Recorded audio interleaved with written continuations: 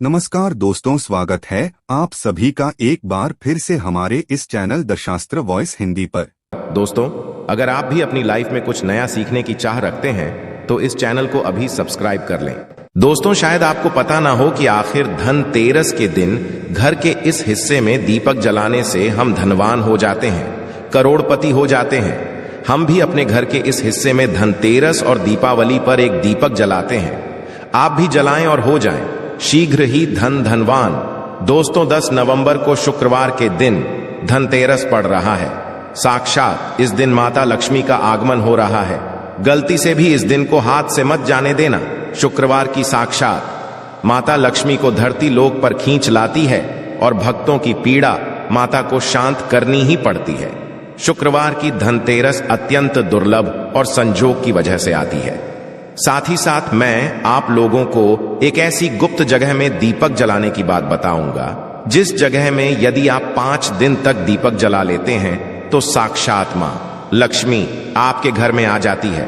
न चाहते हुए भी आपके सेवा भाव को देख करके मां लक्ष्मी को यदि उस जगह पर 5 दिन तक दीपक जला दे तो आना पड़ता है।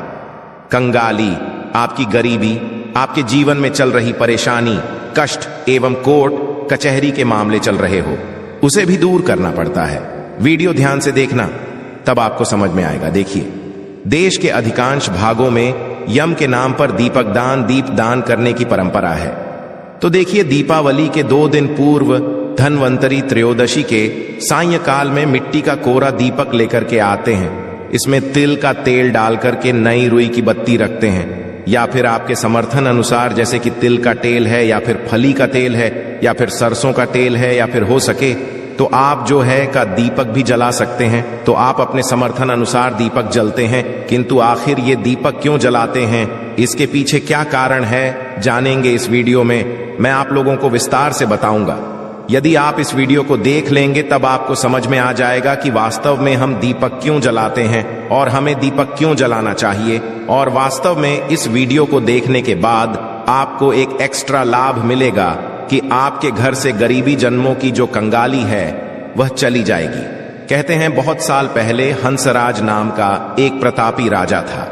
एक बार वह अपने मित्रों, सैनिकों और अंगरक्षकों के साथ जंगल में शिकार खेलने के लिए गया। संयोग से राजा सबसे बिछड़ करके अकेला रह गया और भटकते हुए एक अन्य राजा, जिसका नाम था हेमराज के राज्य में पहुंच गया। कथा ध्यान से सुनना, तभी आपको समझ में आएगा।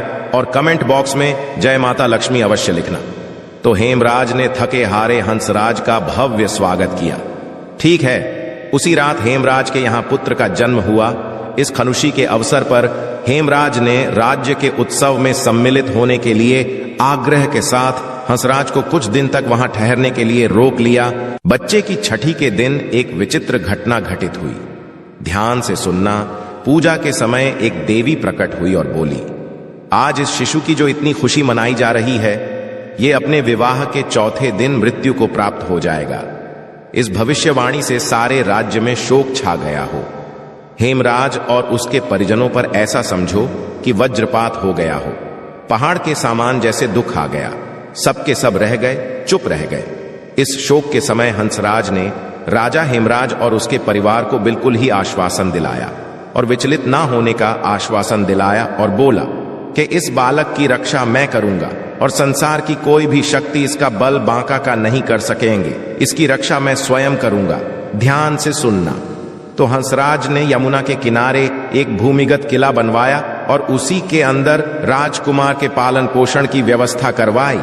इसके अतिरिक्त प्राण रक्षा के लिए हंसराज ने सुइयों के ब्राह्मण से अनेक तांत्रिक अनुष्ठान, यज्ञ, मंत्र, जाप आदि की व्यवस्था भी करवा रखी थी। धीरे धीरे राजकुमार युवा हुआ। उसकी सुंदरता एवं तेजवश जो तेज था, उसकी चर्चा सभी तरफ बिल्कुल ही संसार में फैलने लगी। राजा हंसराज के कहने पर हेमराज ने राजकुमार का विवाह भी करवा दिया। जिस राजकुमारी से युवराज का विवाह हुआ था वह साक्षात लक्ष्मी लगती थी। ऐसे सुंदर वधू की जोड़ी जीवन में किस नहीं देखी थी। विधि का विधान। विवाह के ठीक 4थे दिन यम के दूत राजकुमार के प्राण हरने के लिए आ पहुंचे। कथा ध्यान से सुनना दर्शकों। अब अभी राज्य में मांगलिक समारोह ही चल रहा था कि राज परिवार और प्रजाजन खुशियां मनाने में मग्न थे कि राजकुमार और राजकुमारी की छवि देख कर के यमदूत भी वहां पर आए और विचलित हो उठे। किंतु राजकुमार के प्राण हरण का अंतिम कार्य उन्हें करना ही पड़ा। यमदूत जिस समय राज के प्राण लेकर चले उस समय ऐसा हालाहाल मच गया, हाहाकार मच गया होने लगा। ऐसा दृश्य वहां पर उत्पन्न हुआ जिससे द्रवित होकर के यमराज के जो दूत थे वह भी रोने लगे। इस घटना के कुछ समय पश्चात एक दिन यमराज ने प्रसन्न मुद्रा में अपने यमदूतों से पूछा, दूतों, तुम सब अनंत काल से पृथ्वी के जीवों का प्राण हरण करते आ रहे हो। क्या तुम्हें कभी किसी जीव पर दया आई है और मन में यह विचार उठा है कि इसे छोड़ देना चाहिए? ध्यान से तो दर्शकों, यम के दूत एक दूसरे का मुंह देखने लगे और यमराज ने उनके संकोच को भांपकर उन्हें उत्साहित किया। जिचको मत, यदि ऐसा प्रसंग आया है तो निर्भर होकर के, हे यमदूतों, बताओ। इस पर एक दूत ने सिर झुका करके निवेदन किया यमराज से, मृत्यु के देवता। यमराज से बोले, ऐसा प्रसंग तो काम ही आता है स्वामी, किंतु एक घटना अवश्य हुई है जिसकी स्मृति मुझे आज भी विचलित कर देती है। यह कहते हुए जो यम के दूत थे उन्होंने हेमराज के पुत्र की प्राण हरण की संपूर्ण घटना यमराज को बताई। इस दुखद प्रसंग यमराज भी विचलित हो उठे और इसे लक्ष्य करके ध्यान से सुनना। इसका लक्ष्य करके दूत बोला कि नाथ, ध्यान से सुनना। क्या कोई ऐसा उपाय नहीं जिस उपाय से अकाल मृत्यु से प्राणियों को छुटकारा मिल जाए और मृत्यु के देवता यमराज जो प्राण हरते हैं इससे बच सके? तो इस पर यमराज ने कहा, जीवन और मृत्यु ये सृष्टि का अटल नियम है तथा इसे बदला नहीं जा सकता। किंतु यमराज ने कहा कि धनतेरस को पूरे दिन का व्रत और यमुना में धनवंतरी और यम का पूजन दर्शन काल मृत्यु से बचाव कर सकता है। किंतु यदि ये संभव ना हो तो फिर संध्या के समय घर के प्रवेश द्वार पर यम के नाम का एक दीपक, ध्यान से सुनना, यम के नाम का एक दीपक प्रज्वलित अवश्य करना चाहिए। इससे आकस्मिक मृत्यु और रोग से मुक्ति प्राप्त की जा सकती है। स्वयं यमराज ने बताया है कि यदि कोई भी व्यक्ति ध्यान से सुनना, यदि धनतेरस के दिन यम के नाम से दीप जलाए तो बिल्कुल ही कैसी भी आपके जीवन में अकाल मृत्यु आने वाली हो, बुरा समय आने वाला हो या फिर किसी के काल सर्प दोष जीवन में चल रहा है, वह दोष समाप्त हो जाता है। इसके पश्चात धनतेरस के दिन हो सके तो धनवंतरी जी के लिए प्रवेश द्वार पर यम के लिए और माता लक्ष्मी के स्वागत के लिए बिल्कुल ही दीपक जलाना चाहिए। ये भी कहा जाता है, शास्त्रों में लिखा है कि पितरों के नियमित हेतु यदि शमशान में इस दिन दीपदान किया जाए दक्षिण दिशा, यदि पितरों के नियमित हेतु इस दिन दीपदान किया जाए तो आपके पितृ यदि यमलोक में किसी कारणवश भटक रहे हैं, उनकी आत्मा ने यदि मोक्ष नहीं पाया है तो दीपदान करने से उनकी आत्मा को मोक्ष की प्राप्ति होती है, उन्हें प्रकाश की प्राप्ति होती है। और सभी पवित्र हिस्से में जैसे कि लक्ष्मी स्थान है, धन स्थान है, व्यापार स्थान है और वाहन स्थान कहा गया है। बहुत सारे हमारे घरों में स्थान होते हैं, तो सभी स्थान में इस दिन पवित्र दीपक अवश्य जलाना चाहिए। मां लक्ष्मी का इस वरदान भी है। एक कथा के अनुसार माता लक्ष्मी ने स्वयं कहा है कि जिस घर में धनतेरस के दिन कल की मैंने कथा में बताया था, आप सभी दर्शकों को जरूर पता होगा, जिस घर में यदि धनतेरस के दिन 13 दीपक जलते हैं, 13 दीपक ही आपको जलाने हैं, धनतेरस के दिन 13 दीपक जलते हैं, तो ऐसे घर में मैं मजबूर होकर के स्वयं साल भर निवास करती हूँ और ऐसे घर को धन दौलत से परिपूर्ण बना देती हूँ। और यदि वह व्यक्ति फिर आने वाली धनतेरस के दिन 13 दीपक जला दें तो मैं फिर उसके घर में रह जाती हूँ। अर्थात आप आजीवन मां लक्ष्मी को प्रसन्न करना चाहते हैं। आप चाहते हैं कि मां लक्ष्मी आपके घर से ना जाए, आपके घर में धन दौलत एवं सुख संपत्ति एवं यश कीर्ति की प्राप्ति हो, तो आप अपने घर में धनतेरस के दिन दीपक जरूर जलाएं।